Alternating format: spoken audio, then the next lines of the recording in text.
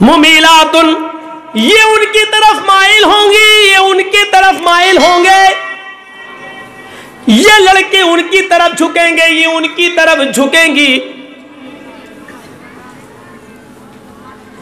ला यदखुलनल जन्नता वला यजिदना रिहाहा।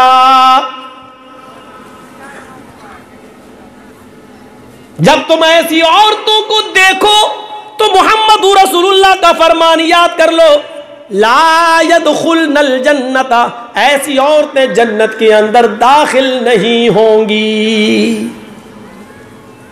बल्कि बाज लोगों ने यहां पर ला यदखुलना की जगह ला यदखुलन्ना भी लिखा है, माना बदल जाएगा।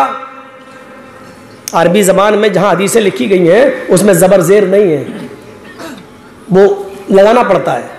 ला यदखुलनल जन्ना, अगर यह है तो इसका तर्जमा यह होगा कि ऐसी औरतें जन्नत में दाखिल नहीं होंगी। लेकिन बाज मुहद्दिसीन ने इसको यूं पढ़ा है, ला यदखुलन्नल जन्नता। अगर ला यदखुलन्ना पढ़ लिया जाए तो इसका तर्जमा यह होगा, ऐसी औरतें कभी भी किसी भी हाल में हरगिज जन्नत में दाखिल नहीं होंगी, यानी अजाब देने के बाद भी जन्नत से निकाली नहीं जाएंगी, हमेशा हमेश के लिए जहन्नम में जलेंगी।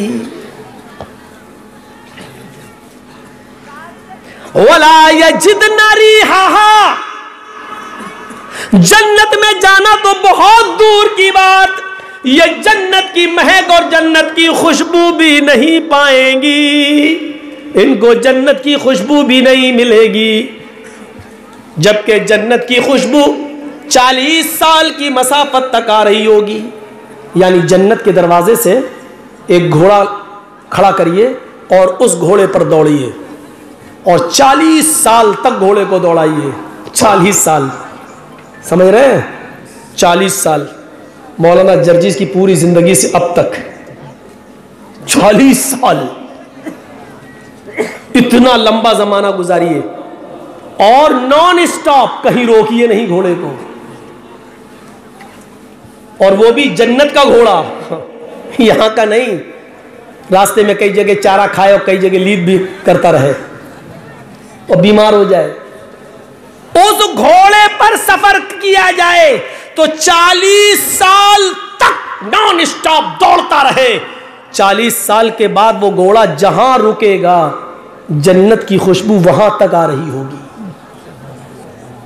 जन्नत की खुशबू वहां तक आ रही होगी। और अल्लाह के रसूल कहते हैं ये औरतें जन्नत की खुशबू भी नहीं पाएंगी। इसका मतलब इनके और जन्नत के दरमियान इतनी दूरी पैदा कर दी जाएगी कि ये 40 साल तक भी उस घोड़े पर बैठ के सफर करें तो वो जन्नत में नहीं पहुंच पाए। इतनी दूर कर दी जाएंगी कि जन्नत की खुशबू भी नहीं पा सकती।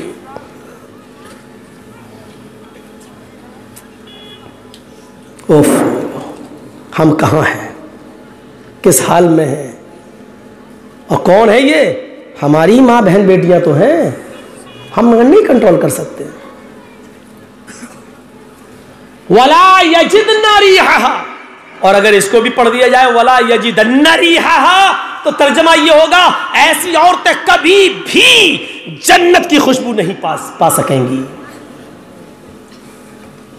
ये हाल ये औरतों के ताल्लुक से हो गया, वो मर्दों के ताल्लुक से हो गया। हमारी अकल को छिपा ले वो शराब है। हाँ हाँ सुनिए, हजरत हमजा जो इस्लाम ला चुके हैं लेकिन अभी शराब हराम नहीं हुई, एक गाना गाने वाली गाना गा रही है। बुखारी शरीफ की हदीस के अल्फाज हैं, एक गाना गाने वाली गाना गा रही है और हजरत हमजा शराब के नशे में धुत है और गाना गाने वाली के गाना सुन रहे हैं। भीड़ लगी हुई है। गाना गाने वाली को मुगन्निया कहा जाता है, मुगन्नी, गाना गाने वाली। वो गाना गाने वाली गाना गा रही है, डांस कर रही है, नाच रही है, भीड़ लगी है।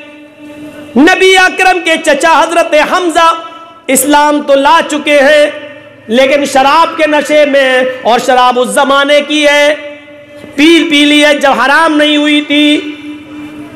हराम होने के बाद तो फिर तो नहीं पिया कोई, शराब के बर्तन तोड़ दिए, मटके तोड़ दिए, फेंक दी लोगों ने, फिर हाथ नहीं लगाया। हमसे बीड़ी सिगरेट नहीं छूट रही है, उन्होंने शराब के मटके और ड्रम बहा दिए। मेरे भाइयों, जैसे ही हजरत हमजा ने शराब पी, नशे में आ गए, मुगन्निया का गाना सुना, उसका डांस देखा, वो आ गई और डांस करते करते, नाचते नाचते, गाना गाते गाते वो हजरत हमजा के बिल्कुल करीब आ गई। यही होता है शराब के नशे में। बियर बार वगैरह जो बंबई में खुले हैं, दिल्ली में खुले हैं, जाकर देखो। वो आ गई और आते ही उसने हजरत हमजा को चढ़ा दिया। शराब के नशे में आदमी बहुत जल्दी चढ़ जाता, थोड़ी तारीफ कर दो, चढ़ा दिया। अला या हमजा लिशर्फिन नवाई, आए हमजा तू तो मोटी ऊँटनियों के लिए पैदा हुआ है। आए हमजा तेरे क्या कहने, तू तो मोटी ऊँटनियों का मालिक है। खुश हो गए शराब के नशे में, समझ गए ऊँटनी मांग रही है, उसका गोश्त तो चाहती है ये। उठाया खंजर और बगल में ही हजरत अली रज़ी अल्लाह ताला अन्हो की ऊँटनी घास चर रही थी। हजरत हमजा आगे बढ़े और उन्होंने वो खंजर उसके पेट में दाखिल कर दिया, उस ऊँटनी का कलेजा निकाल लिया और पूरा का पूरा कलेजा निकाल के लाए और उस मुगन्निया को दे दिया। ले, वो खुश हो गई, चाह रही थी वही हुआ। हजरत अली को जब पता चला कि हमजा ने मेरी ऊँटनी का सीना चाक कर दिया, पेट चाक कर दिया, कलेजा फाड़ दिया, वो करीब आए तो हजरत हमजा से कहने लगे, आपने मेरी ऊँटनी को, उनको भी उल्टा सीधा बोलने लगे, भाग चल ये हो। हजरत अली अल्लाह के नबी के पास आए, अल्लाह के नबी इधर आइए और मेरे साथ इंसाफ कीजिए। हजरत हमजा ने मेरी ऊँटनी का पेट चाक करके कलेजा फाड़ दिया। अल्लाह के नबी सल्लल्लाहु अलैहि वसल्लम करीब आए, आपको पता नहीं कि हमजा ने शराब पी रखी है। आप उनके करीब पहुंचे, आए चचा जान, यह आपने हजरत अली रज़ी अल्लाह ताला अन्हु की ऊँटनी का पेट चाक कर दिया, ये कहते जा रहे हैं और करीब होते जा रहे हैं। हजरत हमजा अभी भी शराब के नशे में थे, कहने लगे, तो क्या हो गया, जाओ। कहा कैसे बात कर रहे हो, अरे जाओ तुम सब मेरे बाप के गुलाम हो। बुखारी शरीफ की हदीस के अल्फाज है, हजरत हमजा ने कहा तुम सब मेरे बाप के गुलाम हो। किसको?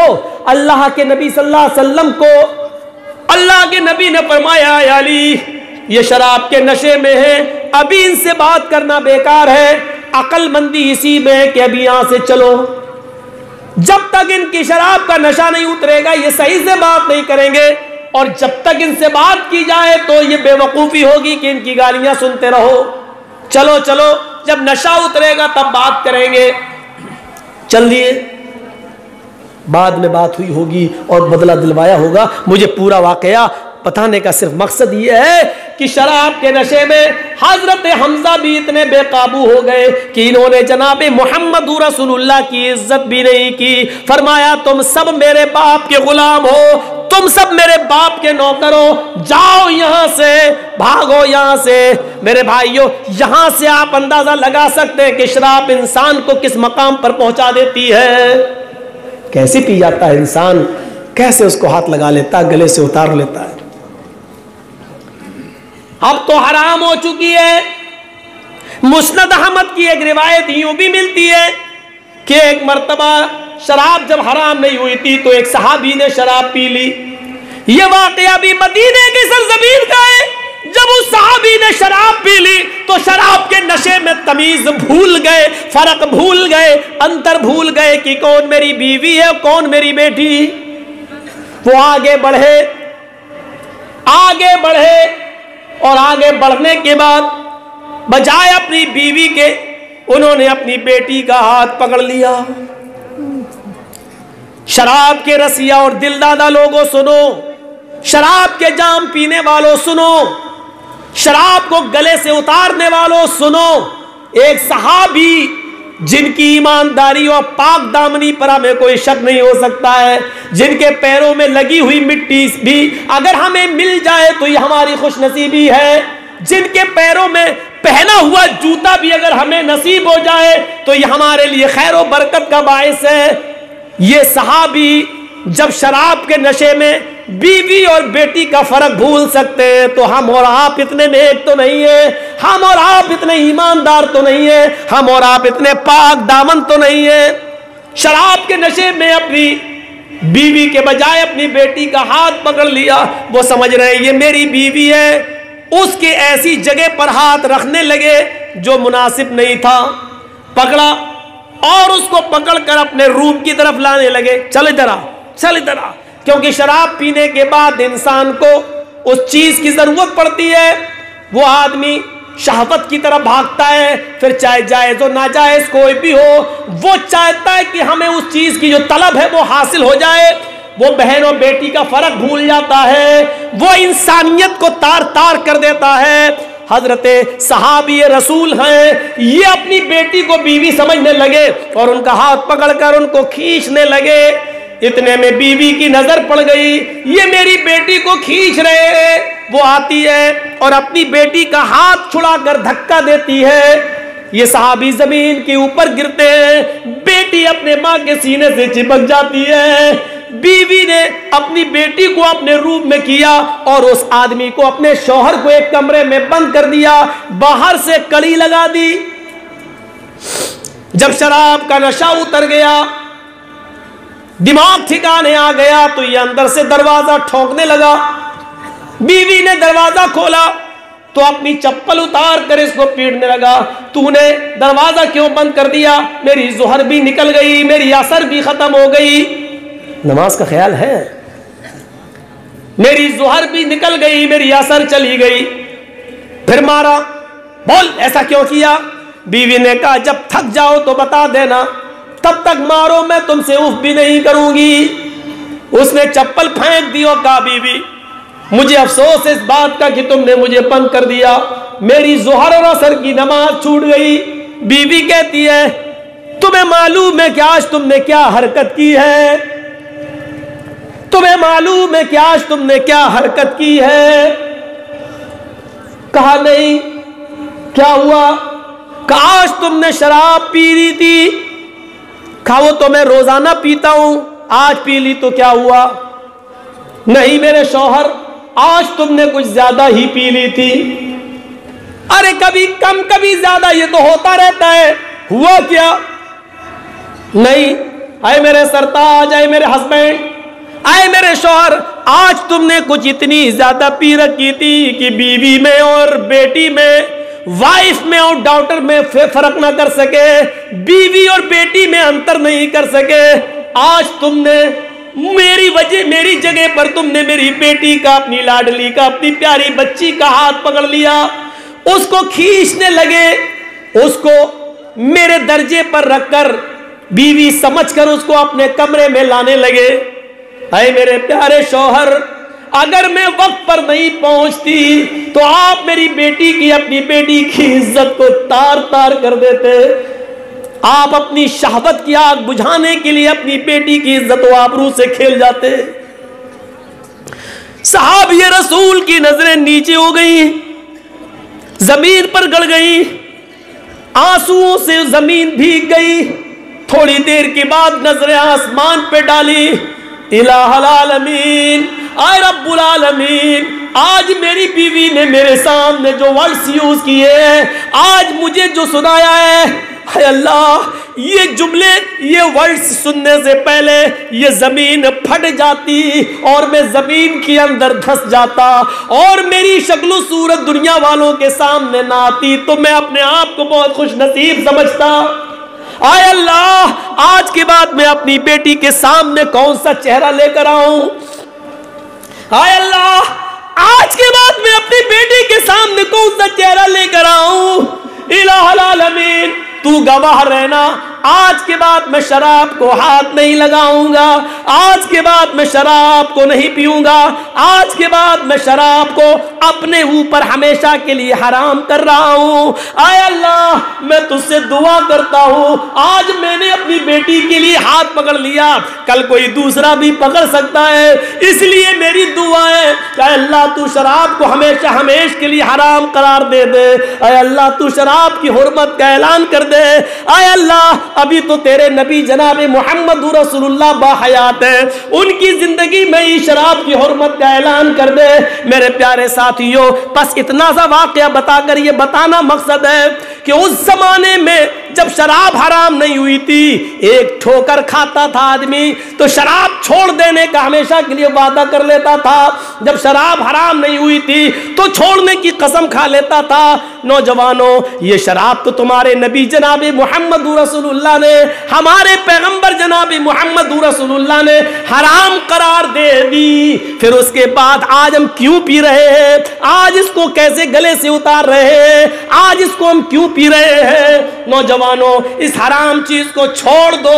और अगर इस तकरीर के सुनने के बाद भी अगर आपने नहीं छोड़ा तो फिर अपनी माँ बहन बेटियों की इज्जत से खेलने के लिए तैयार रहो। अपनी माँ बहन बेटियों की इज्जत को तार तार करने के लिए तैयार रहो, क्योंकि अल्लाह के नबी ने फरमाया है, ये हुक्म मौजूद है, बनी इस्राइल 72 फिरकों में बटी थी। इन्ना उम्मती तफ्तरिकु अला सलासी व सबईन मिल्ला, मेरी उम्मत 73 फिरकों में बटेगी, मेरी उम्मत 73 फिरकों में बटेगी। और बनी इस्राइल जिस रास्ते पर चली है, मेरी उम्मत भी उसी रास्ते पर चलेगी। हस्बन नाली बिन नाल, जैसे दोनों जूते बराबर होते हैं, उसी तरीके से कौम बनी इस्राइल में मेरी उम्मत में कोई फर्क नहीं होगा। अगर बनी इस्राइल में इनकाना मिनहुम मन ताला उम्मी अलानियतन, अगर बनी इस्राइल में किसी ने चौराहे पर आम लोगों के सामने ऐलानिया अगर किसी ने अपनी माँ के साथ जिना किया होगा, अपनी माँ के साथ जिना किया होगा, तो मेरी उम्मत पर भी कयामत उस वक्त तक नहीं आएगी जब तक कि मेरी उम्मत के लोग, मुसलमान भी, मेरी उम्मती भी अपनी माँ के साथ ऐलानिया जिना न करे। मेरी उम्मत में भी ऐसा जमाना आएगा कि मेरे उम्मत के लोग, मुसलमान भी अपनी माँ के साथ चौराहे पर सरेआम सबके सामने उसकी इज्जत को लूटेगा। मेरे भाइयों, अपनी माँ बहन बेटी की इज्जत मुसलमान खुद लूटेगा और इसकी जिम्मेदार होगी यही शराब, यही शराब, यही शराब जो हमें हमारी माँ बहन बेटियों की इज्जत को लूटने पर, उसकी इज्जत को तार तार करने पर हमें मजबूर करेगी। कौन चाहता है कि अपनी माँ बहन बेटियों की इज्जतों को हम अपने हाथ से तार तार करें? जो भाई अपनी बहन की डोली को उठ जाने के लिए बेचारा कभी दिल्ली, कभी बंबई, कभी लेबर का काम करने के लिए बिहार और बंगाल से वो बाहर जाता है ताकि कुछ कमा कर लाए और अपनी बहन के हाथ पीले करें, उसकी डोली सजाकर हम शानदार तरीके से शादी करके उसका घर बसा दे। क्या ये नौजवान ये चाहेगा कि शराब के नशे में आकर अपनी बहन की इज्जत को तार तार करे, अपनी बेटी की इज्जत को तार तार करे? क्या तुम्हें ये गवारा कर रहा है जो इंसान बिहार और बंगाल की सरजमीन से लेबर का काम करने के लिए पंजाब, लुधियाना, अमृतसर, दिल्ली और बंबई की सड़कों पर जाता हो, झोपड़ियों में रहकर, होटलों पे खाना खाकर, जो बेचारा मजदूरी कर करके अपनी बहन और अपनी बेटी के लिए कुछ कमा कर लाता है ताकि उसकी डोली सजा सके, यही नौजवान शराब पिएगा अपनी मेहनत की कमाई से और फिर शराब के नशे में अपनी बेटी और अपनी बहन की इज्जत से खेलेगा। मेरे भाइयों, क्या तुम इसको गवारा करोगे? क्या वो दिन देखने के लिए तुम तैयार हो? क्या उस दिन को देख सकोगे जब शराब का नशा उतरेगा और पता चलेगा कि हमने अपनी बहन की इज्जत से खेल लिया है, अपनी बेटी की इज्जत से खेल लिया है? तो मेरे भाइयों, इस बेइज्जती को बर्दाश्त कर सकोगे? जरा तसव्वुर करो आप और हम। इसलिए शराब को अपने ऊपर हराम कर लो और आइंदा कभी शराब को हाथ नहीं लगाओ। यही चंद नसीहतें काफ़ी हैं मेरे प्यारे साथियों। अल्लाह से हम सबको दुआ करना चाहिए कि बारे अल्लाह हमारी ख़ताओं को माफ़ फरमा दे, हमारे गुनाहों को बख्श दे, हमें फजूल खर्ची से बचा ले और आए अल्लाह